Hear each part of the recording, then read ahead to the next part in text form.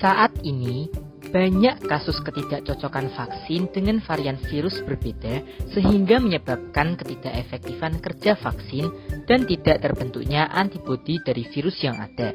Contohnya pada vaksin influenza. Maka dari itu, perlunya peningkatan pelindungan silang di mana virus yang dilemahkan dapat membentuk antibodi untuk strain virus yang berbeda.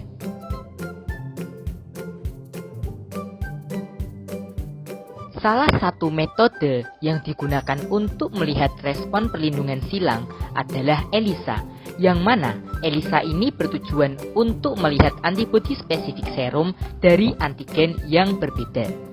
Metode ELISA yang digunakan adalah indirect ELISA yang dapat dilihat dari ilustrasi di bawah ini. Dari metode ELISA ini, nantinya dapat diketahui apakah vaksin influenza yang diuji dapat melakukan perlindungan silang terhadap strain virus yang berbeda.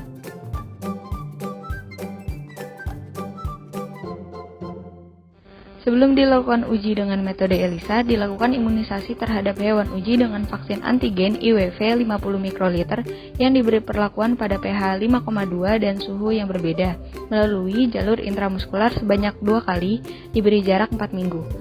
Setelah itu, diambil serum dari tikus tiap 2 minggu hingga 2 minggu setelah injeksi kedua. Serum tersebut digunakan sebagai sampel atau antibodi primer yang akan diuji respon reaksi silang antibodi dengan uji ELISA.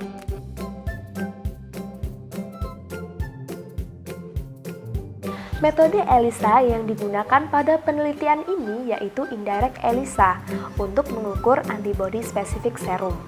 Diawali 96 well plate dilapisi dengan antigen IWV atau HA rekombinan dalam buffer karbonat. Lalu plate dicuci dengan buffer PBST dan diblokir dengan PBST yang mengandung BSA. Kemudian ditambahkan serum sampel dan tambahkan antibodi sekunder yang terkonjugasi enzim anti-MOS IgG alkalin fosfatase, lalu diinkubasi. Kemudian dicuci kembali dengan PBST, lalu ditambahkan substrat dan diinkubasi. Setelah itu ditambahkan NaOH sebagai stopper solution. Optical density dari hasil uji ELISA ini kemudian diukur menggunakan microplate reader dengan panjang gelombang 405 nanometer. Pengamatan ELISA dilakukan dengan melihat sifat positif, menghambat, dan menstimulasi yang dapat diukur dari nilai OD atau optical density. Semakin banyak imunoglobulin atau antibodi yang terdapat di dalam serum, maka akan semakin tinggi pula nilai OD yang dibaca pada microplate reader.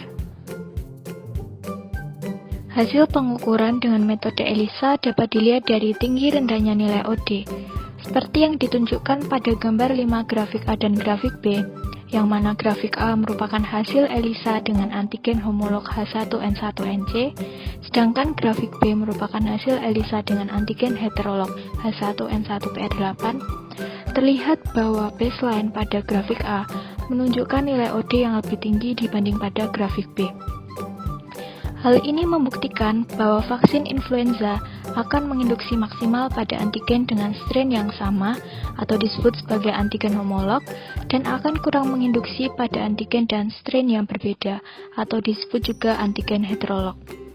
Sehingga dapat dikatakan bahwa nilai OD memiliki korelasi yang sebanding dengan jumlah antibodi yang terbentuk setelah penambahan vaksin influenza. Peningkatan pelindungan silang vaksin influenza diperlukan untuk mendapatkan vaksin yang cocok untuk strain yang berbeda.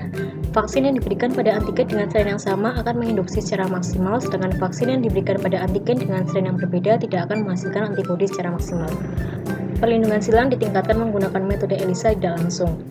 Analisis oleh ELISA menunjukkan bahwa antigen yang dirawat pada pH rendah mengalami peningkatan induksi antibodi dan perlindungan silang, sehingga dapat diformulasikan menjadi vaksin influenza yang tidak hanya memberikan perlindungan spesifik pada strain yang sama, tetapi juga meningkatkan perlindungan silang terhadap virus heterolog.